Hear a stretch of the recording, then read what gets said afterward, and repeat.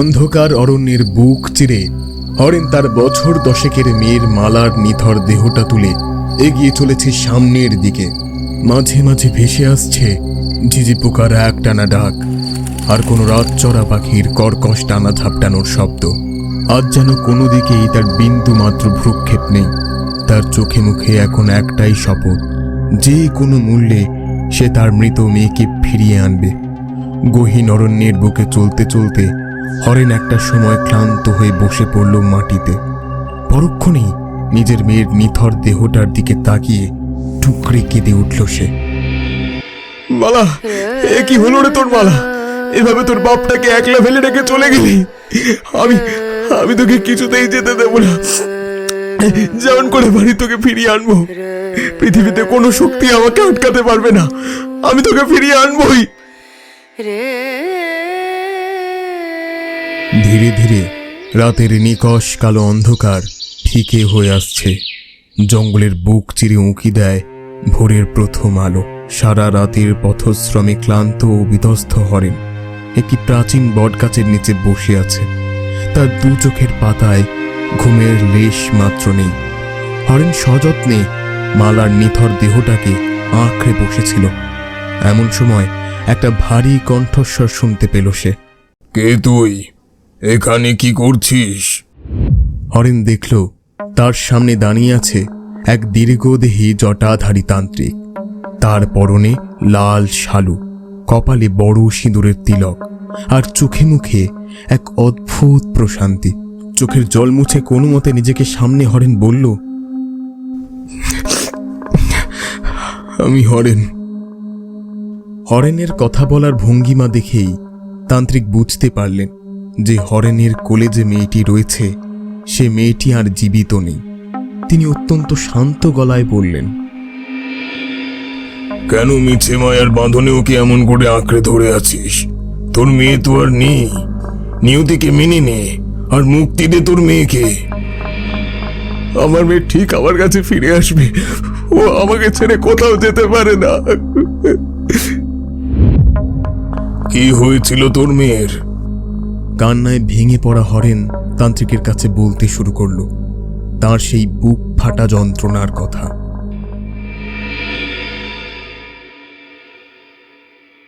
সারা দিনের হাড় ভাঙা খাটুনির পর ক্লান্ত শরীরে নিজের কুঠিরে ফিরে আসে হরেন। দাওয়ায় পা রাখতেই ছোট্ট মালা হাসি মুখে ছুটে আসে বাবার কাছে। তুই কবে এত বড় হয়ে গেলি মা? বাবাদের বয়স হয়ে গেলে মেয়েদের কাছে তারাই বাচ্চা হয়ে যায়। তখন মেয়েদেরকেই তো তার বাবার খেয়াল রাখতে হয় মায়ের মতন। বছর 10-এর মেয়ের মুখে এমন কথা শুনে হরেন আবেগাপুলত হয়ে মালাকে দুই হাতে পরম মমতায় নিজের বুকে জড়িয়ে ধরে। কিন্তু হরেনের কপালের এই সুখ বেশি দিন সইল না। হঠাৎ একদিন মাথা ঘুরে পড়ে যায় মালা। একিরে মা, তোর গা তো জ্বরে পুড়ে যাচ্ছে। তুমি একদম চিন্তা করো না বাবা, আমি একদম ঠিক আছি। এভাবে কেটে গেল 2 দিন। মালার জ্বর কমার কোনো লক্ষণ দেখা গেল না। নিরুপায় হরেন মেয়ের চিকিৎসার জন্য টাকার আশায় মরিয়া হয়ে ছুটে গেল তার দাদা নরেনের কাছে। দাদা, আমি তোর পায়ে পড়ছি। মেয়েটার শরীরটা বড্ড খারাপ, জ্বরে গা পুড়ে যাচ্ছে। গায়ের শিবেন বৈদ্যকে দেখিয়েছিলাম, তিনি বললেন এক্ষুনি শহরে বড় হাসপাতালে নিয়ে যেতে। অনেক টাকা দরকার দাদা, তুই আমাকে কটা টাকা ধার দে। আমি দিন রাত এক করে খেটে তোর সব টাকা কড়ায় গন্ডায় শোধ করে দেব। কি, তুই টাকা শোধ করে দিবি? হ্যাঁ দাদা, আমি তোর সব টাকা শোধ করে দেব। যার নিজের দুবেলা খাওয়া জুটছে না সে করবে আমার টাকা শোধ? ভিখারির আবার বড় বড় কথা। 2 পয়সার মুরদ নেই। আমার অত কষ্ট করে জমানো টাকা আমি তোর মতো ছোট লোকদের পেছনে ওড়ানোর জন্য জমিয়ে রাখিনি।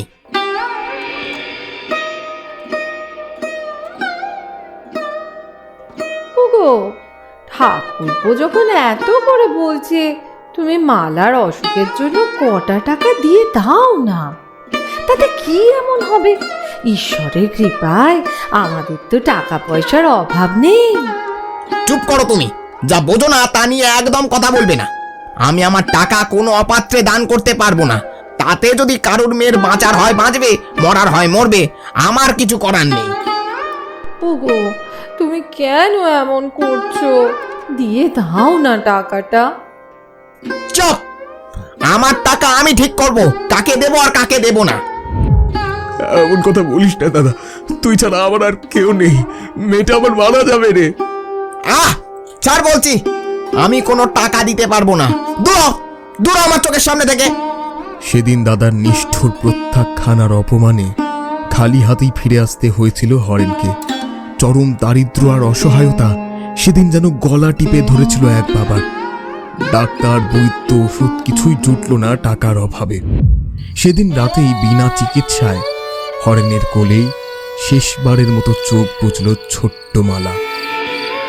অতীতের সেই মর্মান্তিক কাহিনী বলতে বলতে হরেন তান্ত্রিকের পা দুটো শক্ত করে জড়িয়ে ধরে ডুকরে কেঁদে ওঠে। আপনি যেমন করে পারেন আমার মেয়েটাকে ফিরিয়ে দিন বাবা, ওকে ছাড়া আমি বাঁচবো না। শান্ত হ পাগল, নিয়তিকে লঙ্ঘন করা যায় না। যে একবার চলে গেছে তাকে আর কোনোদিন ফিরিয়ে আনা যায় না। না, এ কথা আমি মানি না। আপনি তো মস্ত বড় তান্ত্রিক, সারা জীবন তন্ত্র সাধনা করেছেন।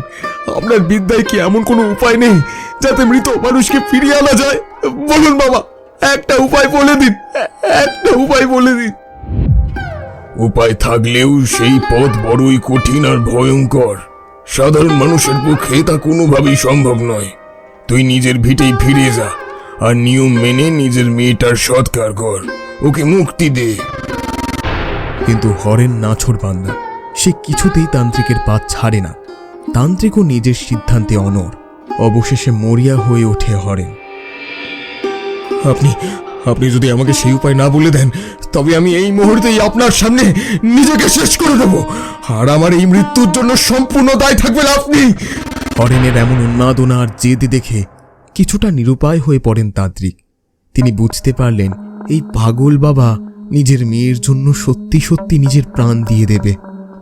শোন, তবে একটা উপায় আছে, কিন্তু আগেই বলছি কাজটা খুব কঠিন। কারণ একটা মৃত্যু প্রাণকে ফেরাতে গেলে বদলে আর একটা জ্যান্ত প্রাণের প্রয়োজন হবে।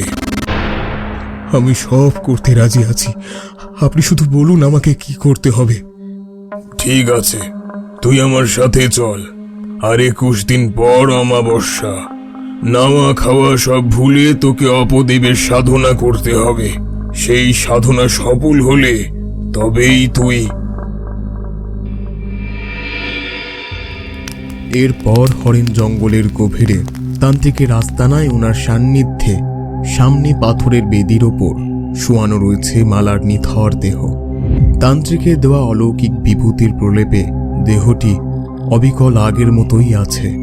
সে যেন এক গভীর ঘুমে আচ্ছন্ন। মালার দেহটি একটি রক্তবর্ণের শালু দিয়ে ঢাকা। তার চারপাশ ঘিরে জ্বলছে 5টি ঘিয়ের প্রদীপ।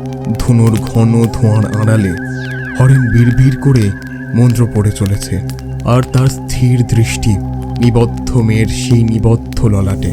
বিরামহীন 21 দিনে সে ভুলে যায় ক্ষুধা তৃষ্ণা, ভুলে যায় নিজের অস্তিত্ব। অবশেষে অমাবস্যার দিন ঘনিয়ে আসে এবং হরেন সাধনায় সফল হয়। আজ তোর সাধনা সফল হয়েছে হরেন। এরপর কি করব বাবা? এই অমাবস্যার রাতে আমার বলে দেওয়া পন্থা অবলম্বন করে তোকে গ্রামের প্রত্যেকের নাম ধরে ডাকতে হবে। মনে রাখবি, তোর ডাকে যে প্রথম সাড়া দেবে তার প্রাণ এই পুতুলের মধ্যে বন্দী হয়ে যাবে, আর সেই প্রাণের বিনিময়েই তোর মেয়ে ফিরে পাবে তার শ্বাস। কিন্তু কি বাবা? তোর মেয়েকে বাঁচিয়ে রাখতে হলে প্রতি অমাবস্যায় একটি করে নতুন প্রাণ লাগবে, না হলে তোর মেয়ে আবার। আমি আপনার প্রতি চিরকৃতজ্ঞ থাকবো বাবা।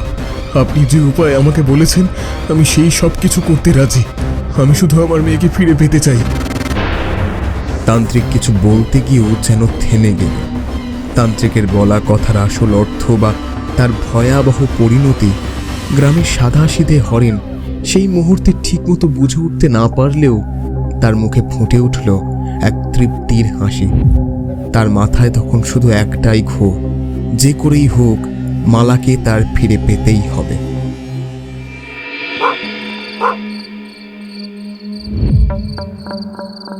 শুনেছিস তো আজ আমাবস্যা? কানাঘুষো শুনলাম গায়ে নাকি আজ রাতে নিশি বেরোবে। নিশি? এই আপদ আবার কোত্থেকে উদয় হলো? নিশি তো মানুষের নাম ধরে ডাকে, কিন্তু কথা হলো নিশি আমাদের সবার নাম জানবে কোত্থেকে? ওরে, ওটা নিয়ে ভাবার কিছুই নেই, আমাদের গ্রামের কেউ না কেউ ঠিক জানিয়ে দেবে। যাই হোক, আমাদের সবাইকে সাবধান থাকতে হবে। আজ রাতে ঘরের দোর কিছুতেই খোলা যাবে না। মনে রাখবি, নিশি যদি কারো নাম ধরে ডাকে, খবরদার কেউ যেন সেই ডাকে সাড়া না দেয়। ওই ডাকে সাড়া দিলেই সব শেষ।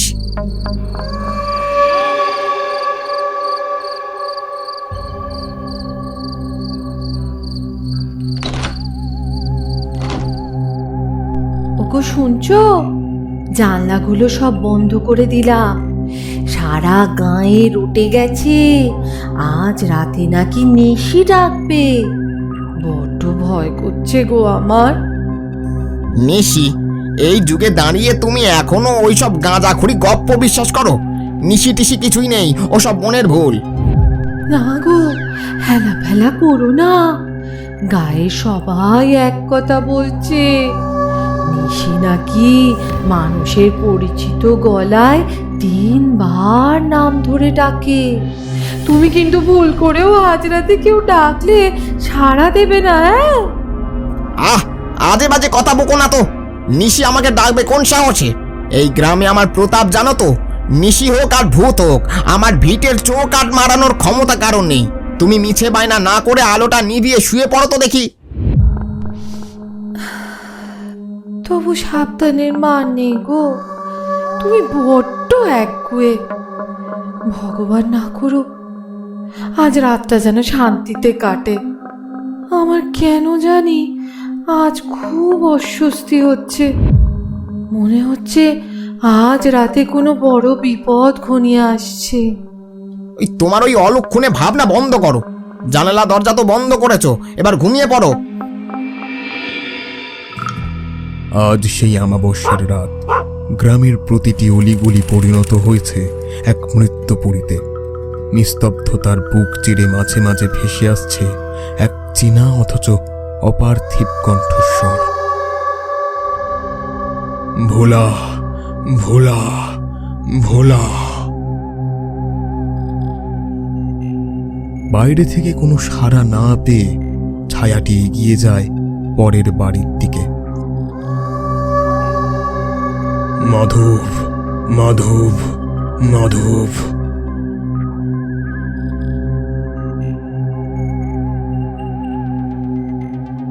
একের পর এক নাম বাতাসে প্রতিধ্বনিত হতে থাকে। হরি, মাধব, বিমল। সে গ্রামের প্রতিটি দরজায় গিয়ে শুধু নাম ধরে ডেকে যায়। কিন্তু গ্রামের প্রতিটি ঘর আজ নিস্পন্দন, নিরুত্তর। মৃত্যুর ভয়ে আড়ট গ্রামবাসীরা নিঃশ্বাস চেপে পড়ে থাকে অন্ধকার কোণে। ব্যর্থ হরেন যখন গ্রামের শেষ প্রান্তে পৌঁছে, তখন নরেন দ্বিতল ভিটের সামনে এসে দাঁড়ালো। তখন রাত প্রায় শেষ হয়ে এসেছে। হরেন স্থির দৃষ্টিতে অট্টালিকার বদ্ধ জানালার দিকে তাকায়। অন্যদিকে শেষ রাতে ক্লান্তির কাছে হার মানে চাপা। একসময় সে নরেনের পায়ের কাছেই ঘুমে ঢলে পড়ে। অন্যদিকে অট্টালিকার বাইরে অন্ধকারের বুক থেকে এক করুণ অথচ চেনা স্বর ভেসে আসে। নরেন, নরেন, নরেন। নরেন ঘুমের ঘরেই ডাকটা শুনতে পায়। তার অবচেতন মন যেন সেই ডাকের টানে সাড়া দেওয়ার জন্য ছটফট করে ওঠে। তাই কোনো কিছু বিচার না করেই হুট করে উত্তর দিয়ে দেয়, যাই। নরেনের মুখ থেকে সাড়া পাওয়া মাত্রই তার হাতে থাকা সেই পুতুলের খোলা মুখটি যেন এক অদৃশ্য শক্তিতে সজোরে বন্ধ হয়ে যাওয়ার সাথে সাথেই সে বুঝল তার প্রথম শিকার সফল হয়েছে। একজনের প্রাণের বিনিময়ে মালার দেহে আজ নতুন করে প্রাণের স্পন্দন জাগবে। আর তার মুখে ফুটে ওঠে এক গরুর পৈশাচি কট্ট হাসি।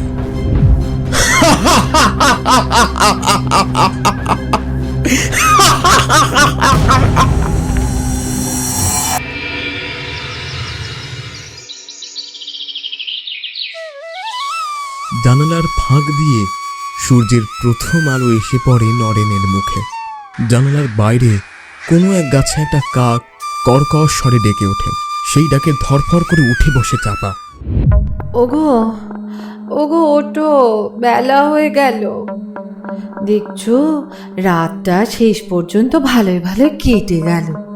নিশি আমাদের কিছুই করতে পারেনি। ওগো ওগো শুনছো? চাপা লক্ষ্য করে নরেনের গায়ের চাদরটা বুকের কাছে মুচড়ে রয়েছে। চাপা ভয় পেয়ে নরেনের কাঁধে হাত দিয়ে নাড়া দেয়, কিন্তু স্পর্শ করতেই সে শিউরে ওঠে। শরীরটা বরফের মতো ঠান্ডা।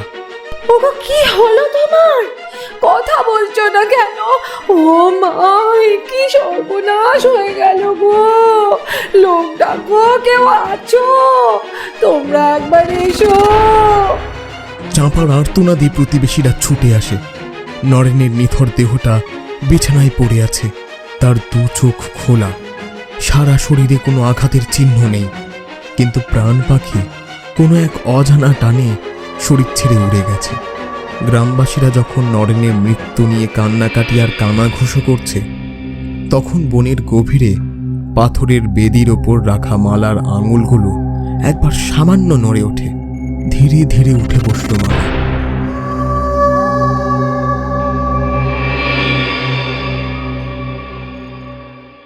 নরেনের প্রাণের বিনিময়ে মালা ফিরে পেয়েছে তার নিঃশ্বাস। হরেন ভেবেছিল তার হারানো সুখ সে ফিরে পেয়েছে, কিন্তু সেই আনন্দ দীর্ঘস্থায়ী হল না। প্রাণের স্পন্দন ফিরলেও মালার সেই নিষ্পাপ হাসি আর নেই। তার চোখের মনি এখন রক্তবর্ণ, আর আচরণে প্রকাশ পায় এক আদিম ও হিংস্র পিশাচের রূপ। দিন যতই এগোতে থাকে, মালার ব্যবহারে ততই পরিবর্তন আসতে শুরু করে। কুটিরের পাশে থাকা গরু ছাগলগুলোকে মালা অদ্ভুত ক্ষিপ্ত প্রায় আক্রমণ করে তাদের হত্যা করে। তাদের কাঁচা রক্তে রক্তিম হয়ে ওঠে তার মুখ। মেয়ের এই ভয়াল রূপ দেখে আতঙ্কিত হরেন ছুটে যায় সেই তান্ত্রিকের কাছে।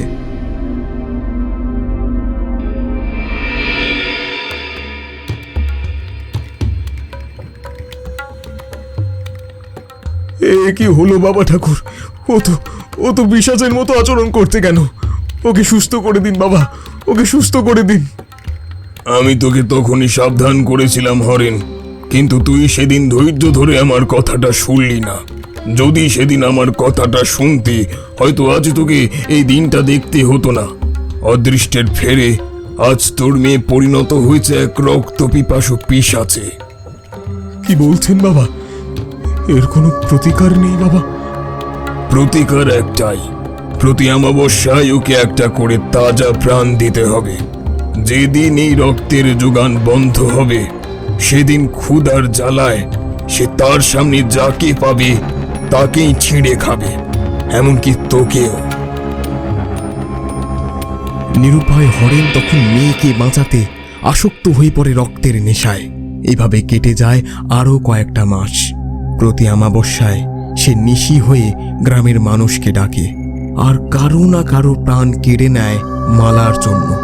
কিন্তু সেদিন অমাবস্যার গভীর রাতে হরেন গ্রামের প্রতিটি দরজায় তার করুণ স্বরে ডাকার মাধ্যমে প্রলুব্ধ করার চেষ্টা করল, কিন্তু এবার সে পারল না। গত কয়েক মাসে গ্রামের সেই ডাকে সাড়া দিয়ে অনেক মানুষ নিজের প্রাণ হারিয়েছে। তাই গ্রামবাসীরা কেউ তার ডাকে সাড়া দিল না। ব্যর্থ হরেন নিরাশ হয়ে ফিরে এলো জঙ্গলে সেই পরিত্যক্ত কুটিরে। সেই পরিত্যক্ত কুটিরে প্রবেশ করা মাত্রই হরেন দেখল ঘরের কোণে বসে আছে মালা। তার দীর্ঘ নখগুলো দিয়ে সে মেঝেতে আঁচড় কাটছে। মালা, মারে, আজ কেউ সাড়া দিল না রে। আমি আজ কারোর প্রাণ কেড়ে আনতে পারলাম না। তো একটু ধৈর্য ধর মা, আমি কাল আবার চেষ্টা করব। কিন্তু খিদের উন্মাদ মালার কাছে আজ আর বাবা বলে কোনো সম্পর্ক নেই। খ্যাসখ্যাসে কণ্ঠে সে বলে, রক্ত চাই, রক্ত, আরো রক্ত চাই। আজ কেউ আমার ডাক সাড়া দেয়নি রে মা। রক্ত চাই, রক্ত, রক্ত চাই, রক্ত। মালা, এ কি করছিস মা? আমি তোর বাবা, আমাকে চিনতে পারছিস না?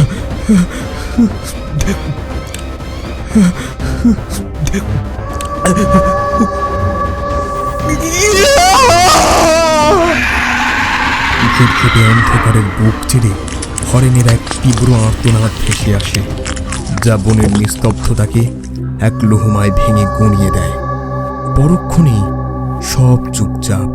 আবছা আলো আধারিতে দেখা গেল পরিত্যক্ত কুটিরে সেই মেঝেতে পড়ে রয়েছে হরেনের রক্তাক্ত নিথর দেহটা। একজন অসহায় বাবা তার মৃত সন্তানকে ফিরে পাওয়ার জন্য প্রকৃতির নিয়মের বিরুদ্ধে গিয়ে নিজের মেয়েকে বাঁচানোর জন্য গোটা গ্রামকে মৃত্যুর মুখে ঠেলে দিয়েছিল। আজ সেই সন্তানের হাতেই তার করুণ অবসান ঘটল।